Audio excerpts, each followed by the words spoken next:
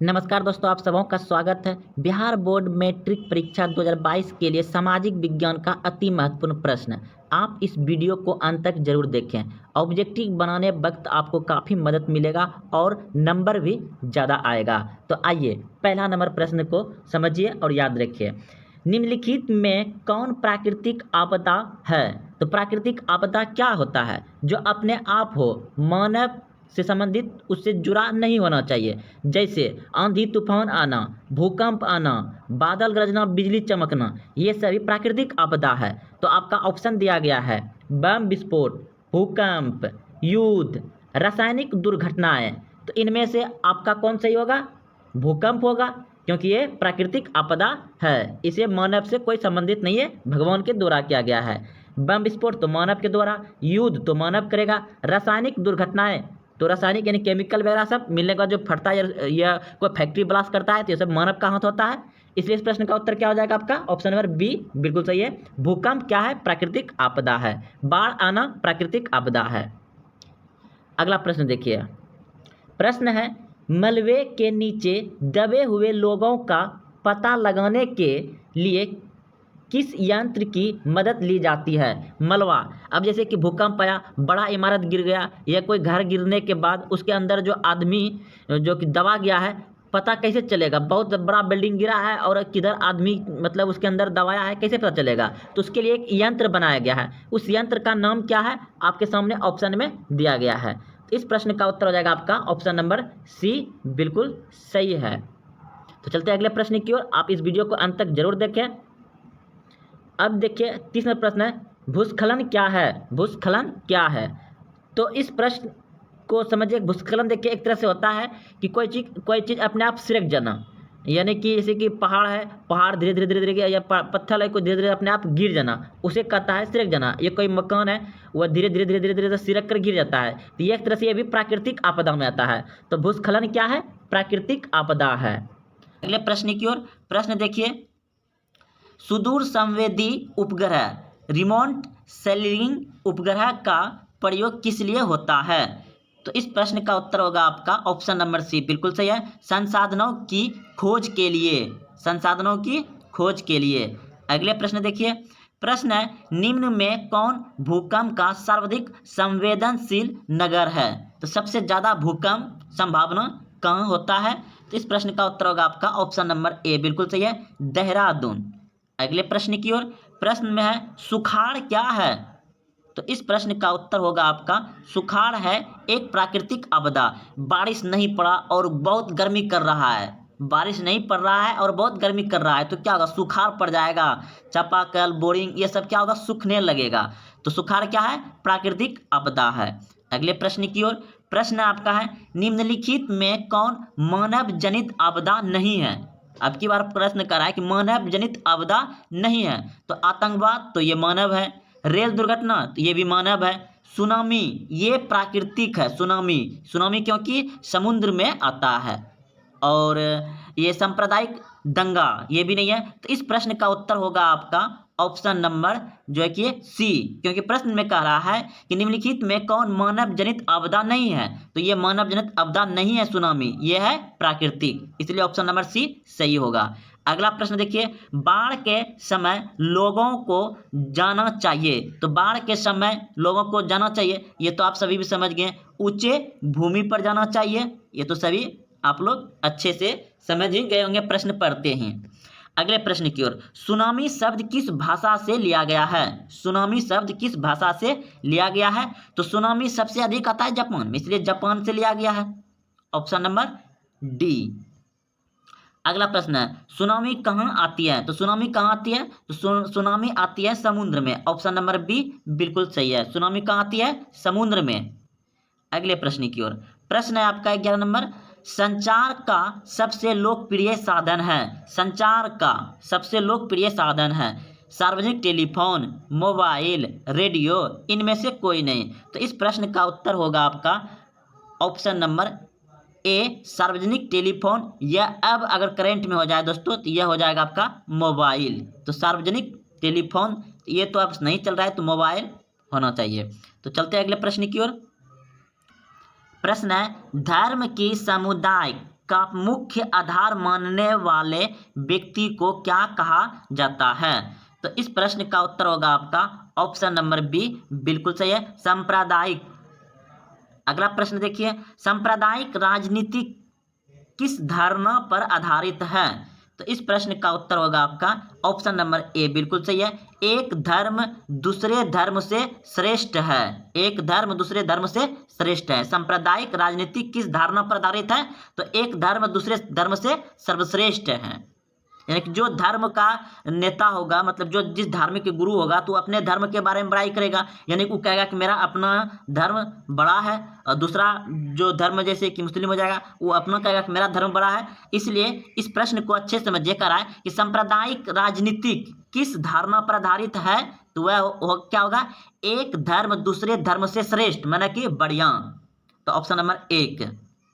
अगला प्रश्न देखिए, भारत में मतदाता होने की न्यूनतम आयु क्या है? यानी कि भारत में वोट गिराने के लिए जाता है, उसका उम्र क्या होता है? तो 18 वर्ष होता है। ऑप्शन नंबर सी बिल्कुल सही है। अगले प्रश्न की ओर। प्रश्न है, निम्न में से कौन सी एक बात लोकतांत्रिक व्यवस्था के अनुरूप नहीं है? तो इस प्रश्न का उत्तर होगा आपका ऑप्शन नंबर डी, बिल्कुल सही है, बहुसंख्याओं का शासन। अगला प्रश्न देखिए, संघ सरकार का उदाहरण है, कौन सा देश है? तो अमेरिका। ऑप्शन नंबर ए बिल्कुल सही है, संघ सरकार का उदाहरण है अमेरिका। अगला प्रश्न देखिए, सत्ता में साझेदारी सही है क्योंकि? तो इस प्रश्न का उत्तर होगा आपका ऑप्शन नंबर ए, बिल्कुल सही है, यह विविधता को अपने में समेट लेती है। Option number A. अगले प्रश्न की ओर। सांप्रदायिक राजनीतिक आधारित होती है। तो इस प्रश्न का उत्तर होगा ऑप्शन नंबर ए, बिल्कुल सही है, धर्म पर। अगला प्रश्न है, भारतीय संविधान के अनुच्छेद 19 में देश के सभी नागरिकों को कौन सा मूल्य अधिकार दिया गया है? भारतीय संविधान के अनुच्छेद 19 में देश के सभी नागरिकों को कौन सा मूल्य अधिकार दिया गया है? तो इस प्रश्न का होगा आपका ऑप्शन नंबर ए, बिल्कुल सही है, स्वतंत्रता का अधिकार दिया गया है। संविधान के अनुच्छेद 19 में स्वतंत्रता का अधिकार दिया गया है नागरिकों को। ऑप्शन नंबर ए सही है। अगले प्रश्न की ओर। प्रश्न देखिए आपका बहुत ही आसान प्रश्न है, अंतर्राष्ट्रीय यानी कि पूरा विश्व अंतर्राष्ट्रीय महिला दिवस किस तिथि को मनाया जाता है? तो 8 मार्च को मनाया जाता है। अंतर्राष्ट्रीय महिला दिवस 8 मार्च को मनाया जाता है। अगला प्रश्न देखिए, सत्ता में साझेदारी का अच्छा उदाहरण प्रस्तुत करने वाला राष्ट्र कौन सा है? सत्ता में साझेदारी करने का अच्छा उदाहरण कौन सा राष्ट्र है? यानी कि सत्ता में साझेदारी करने वाला कौन सा अच्छे राज्य है? तो इस प्रश्न का उत्तर होगा आपका ऑप्शन नंबर सी, सही है, बेल्जियम। प्रश्न है, सूती कपड़ा उद्योग का कच्चा माल है। तो इस प्रश्न का उत्तर होगा आपका ऑप्शन नंबर बी, बिल्कुल सही है, कपास। सूती कपड़ा उद्योग का कच्चा माल है कपास। अगला प्रश्न देखिए, रेशमी वस्त्र उत्पादन का प्रमुख केंद्र है बिहार का, यानी रेशमी वस्त्र उत्पादन का प्रमुख केंद्र है तो भागलपुर। याद रखिएगा कहाँ है? भागलपुर। अगला प्रश्न देखिए, गंडक परियोजना है कहाँ है? तो इस प्रश्न का उत्तर होगा आपका ऑप्शन नंबर बी, बिल्कुल सही है, गंडक परियोजना है आपका, एक मिनट, ऑप्शन नंबर बी हो जाएगा आपका Valmiki Nagar, option number B.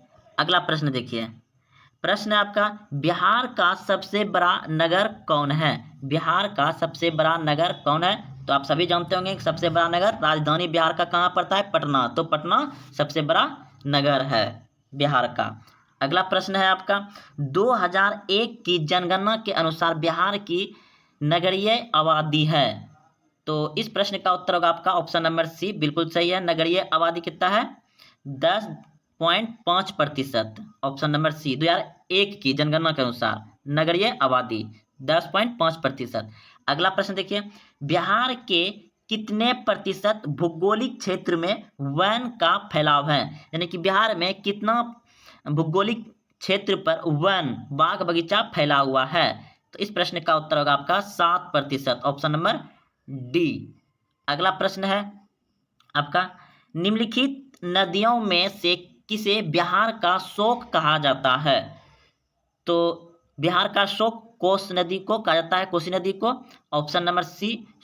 शोक होता है क्या दोस्तों, बिहार का शोक यानी कि देखिए, शोक मतलब उदासी होता है। बिहार में बाढ़ आ जाता है अधिक, और सबसे ज़्यादा बाढ़ आने से कोसी नदी में बहुत जान माल की हानि होती है, तो उसे बहुत फसल बर्बाद होते हैं। तो बिहार का आधा से बेसी गंगा जी और कोसी नदी में ही फंसा हुआ है। तो इस प्रश्न का आप याद रखिए कि बिहार का शोक कहा जाता है कोसी नदी को। ऑप्शन नंबर आपका था सी है। मंदार हिल किस जिले में स्थित है। तो मंदार हिल जो है दोस्तों वह बांका में है। ऑप्शन नंबर सी सही है। अगले प्रश्न की ओर। प्रश्न आपका है, कोसी नदी घाटी परियोजना कब आरंभ हुआ था। कोसी नदी घाटी परियोजना का आरंभ कब हुआ था। तो इस प्रश्न का उत्तर होगा 1955 में। ऑप्शन नंबर डी सही है। अगले प्रश्न की ओर। गंडक परियोजना का निर्माण किस स्थान पर हुआ। गंडक परियोजना का निर्माण किस स्थान पर हुआ। तो इस प्रश्न का उत्तर हो जाएगा आपका ऑप्शन नंबर बी, बिल्कुल सही है, वाल्मीकि नगर में। अगला प्रश्न देखिए, भारत में हरित क्रांति शुरू हुई।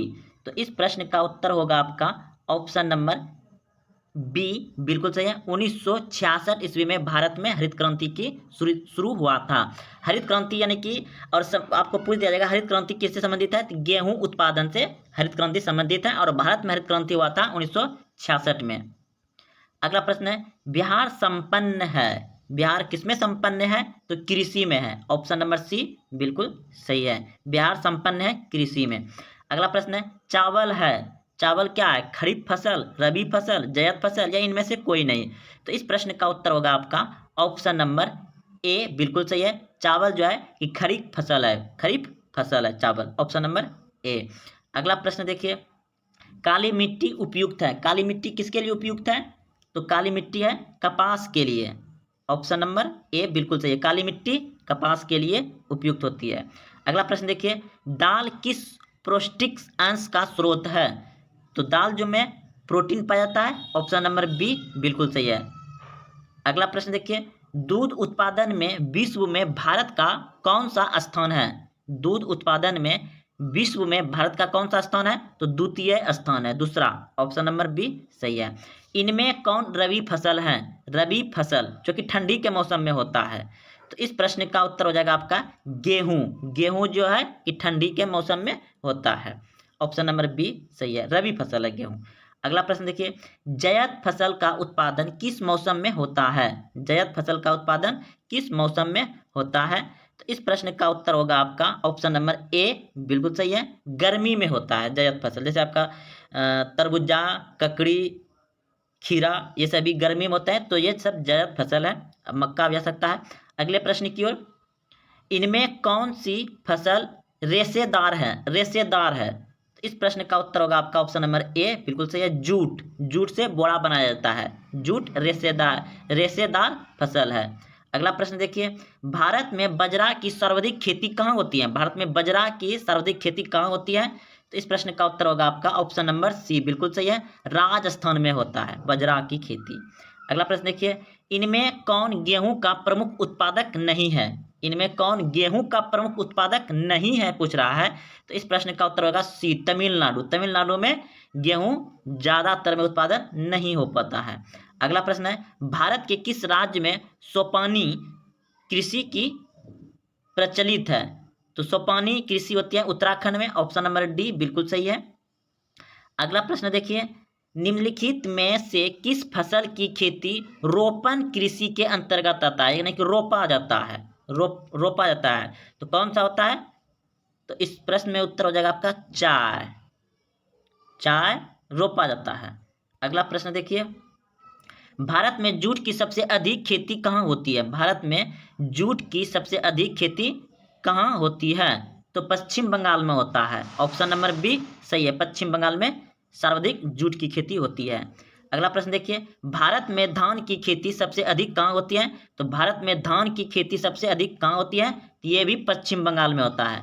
भारत में जूट और धान की खेती सबसे अधिक होता है पश्चिम बंगाल में। तो दोस्तों आज यहाँ तक रहने देते हैं। लगभग 40 क्वेश्चन थे और ये सभी क्वेश्चन पूछे गए हैं और पूछे जाएंगे, पूछे जाते हैं। तो आप अंत तक हर वीडियो को डेली हम शाम में अपलोड कर देते हैं, आप लोग जरूर देखें और अपने दोस्तों में शेयर करें। और अभी तक चैनल को सब्सक्राइब नहीं किया तो सब्सक्राइब चैनल कर लीजिए। धन्यवाद।